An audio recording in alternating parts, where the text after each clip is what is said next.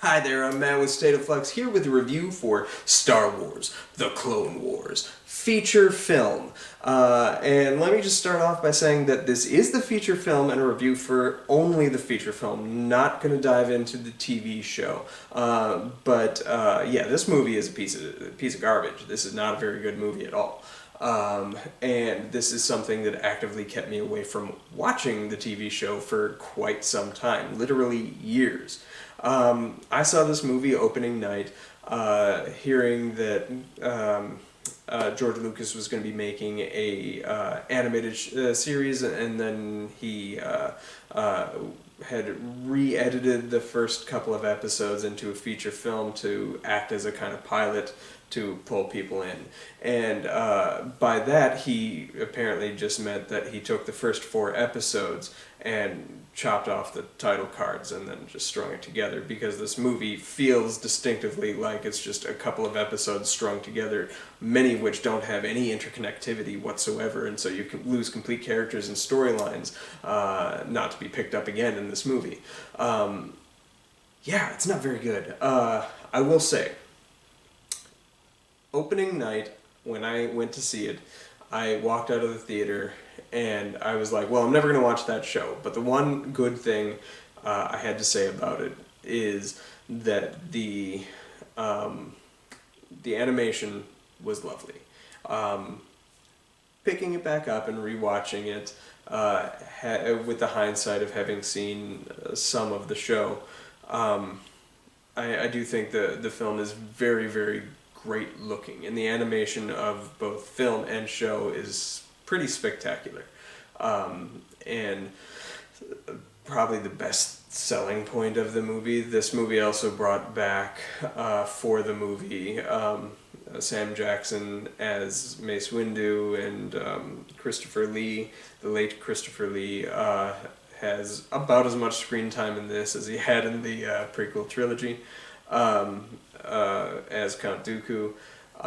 And then you have serviceable voice actors doing Obi-Wans and doing the clones and Yoda and stuff like that. And then you have the actor who's doing a really good Anakin voice, a very strong, heroic kind of turmoil-filled voice that sounds absolutely nothing at all like Hayden Christensen. Like they just were like, let's do a 180.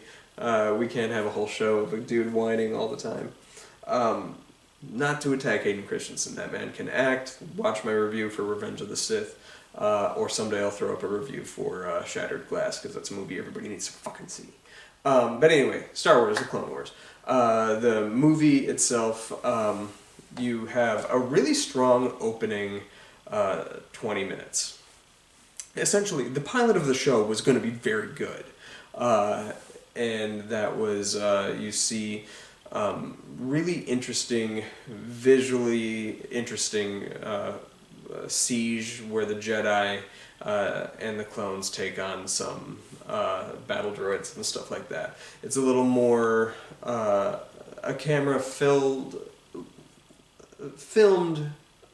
the fight much better than you got with George Lucas's trilogy. The one criticism I've lambasted against all Star Wars movies after the first two was they have very kind of poor visual language. The first one doesn't really have much camera movement. The camera pulls back way far and allows the action to unfold in front of you, because back then there was no watching movies at home, and you were being thrust into an alien world never seen before. So having a camera pull out and just watching everything unfold is a really smart thing to do, because with repeat viewing you're going to watch different parts of the screen and really soak things in. Irvin Kershner came on board with The Empire Strikes Back and gave us a very interesting visual film. When people think Star Wars, they tend to think Empire Strikes Back, whether they realize that or not. And yet again, like, the camera has movement, the camera has flow, there's very distinct visual storytelling with the use of color. and lighting and stuff like that. It's a very visually stunning and impressive film, even I think to this day. And then Return of the Jedi kind of falls back to the look of A New Hope, where things are really pulled back. But by this point, they're like, this isn't an alien world anymore, especially since they're just in like the San Francisco redwoods. So the movie kind of has a boring look and feel, with the camera having almost no movement, shy of like the space scenes, much like the first movie or the second movie. The camera is stationary, pulled back far too far, and doesn't take advantage of close-ups except for during the very emotional, impactful moments when, with Yoda's death, and then with the climax with the father. And then the prequels came along, and the prequels continued that same kind of bland, pulled back way far, no visual movement, no camera movement outside of, unless it's like a ship battle or a pod race or something. The camera's completely stationary and allows everything to unfold, and that's fine. You got really cool action scenes, and nobody's ever going to critique the amazing lightsaber duel at the end of Phantom Menace, or Revenge of the Sith for that matter. But the visual language of those movies aren't necessarily the most stunning thing about them. What the Clone Wars did, both in this film and later with the TV show, is it gave the dynamic weight of the camera's movement during the space battles in the first couple Star Wars films, and applied that same visual language to every battle, even the ground level ones, which had never been done in Star Wars before. And that really pulled me in when I was watching the first 20 minutes of this movie. The siege that happens between the Jedi clones and the battle droids is really, really compelling for that reason. The camera felt like a character as well, and that was appealing. And then the movie introduces a Padawan for Anakin, which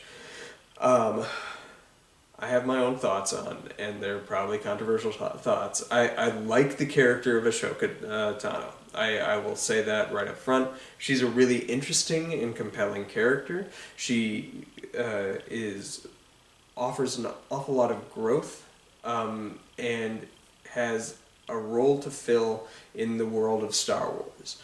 However, I'm not a fan of her being the Padawan of Anakin. I don't think it's necessary, and being something that's never talked about in any of the feature films really kind of irked me when I first saw this movie. And even now, having seen the Skywalker saga wrap up, and I don't think her character being Anakin's Padawan is necessary. I think you could have had a movie where you utilize that character to have interesting parallel with Anakin without making her subservient to him, and that's where I land on that. That was one of the things that I really heavily attacked this movie for when I first saw it, and now with the hindsight of having seen much more of the show, as well as all the feature films, I still kind of land the same way. I will say, beyond this movie, she is an incredible character that has worth. I just think they could have done it without having her be Anakin's Padawan. Especially with the story being told in episodes 1, 2, and 3 about his journey from Padawan to master or non-master.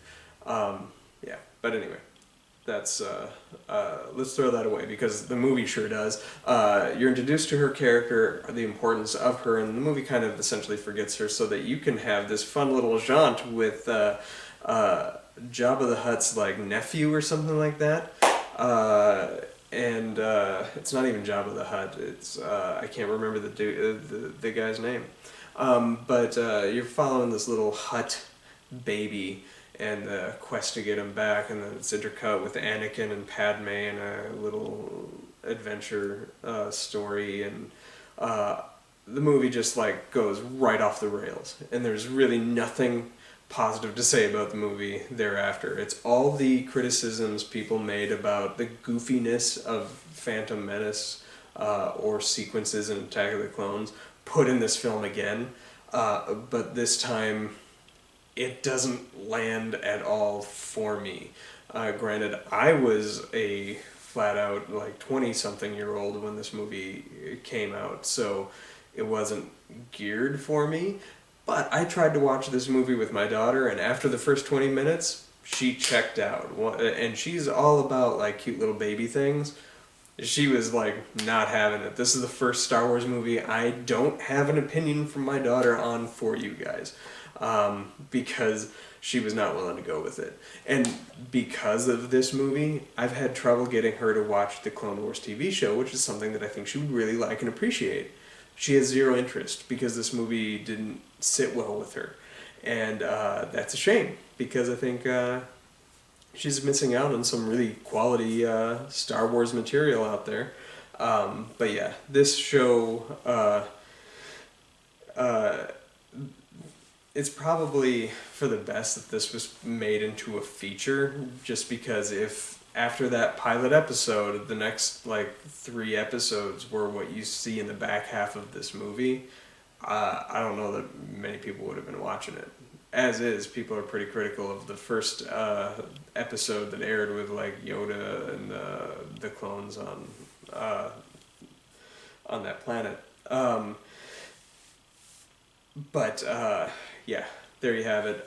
This movie is just not very good. I thought they used Star Wars-like music fairly well.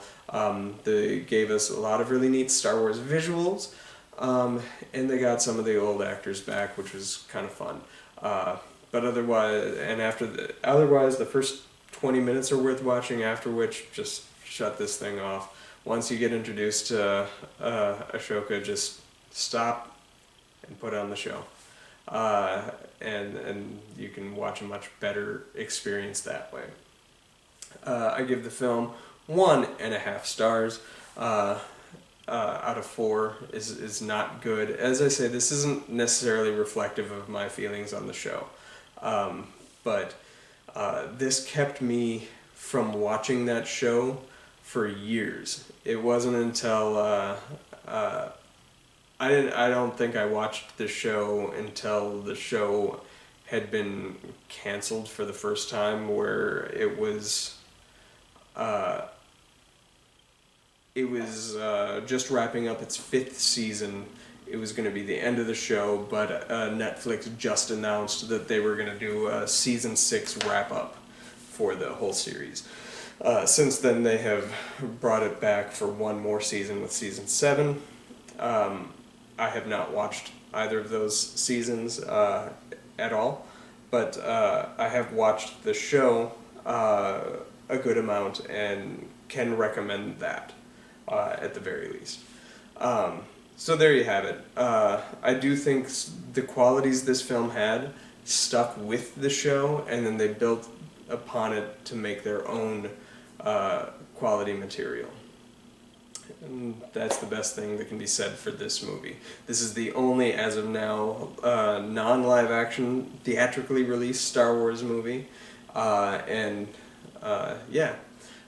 mere, I think it was 5 years after this movie came out, Disney would go on to buy Star Wars and announce that they were going to release new Star Wars movies on a yearly basis. And for 5 years they did. And up next month, you will get my review of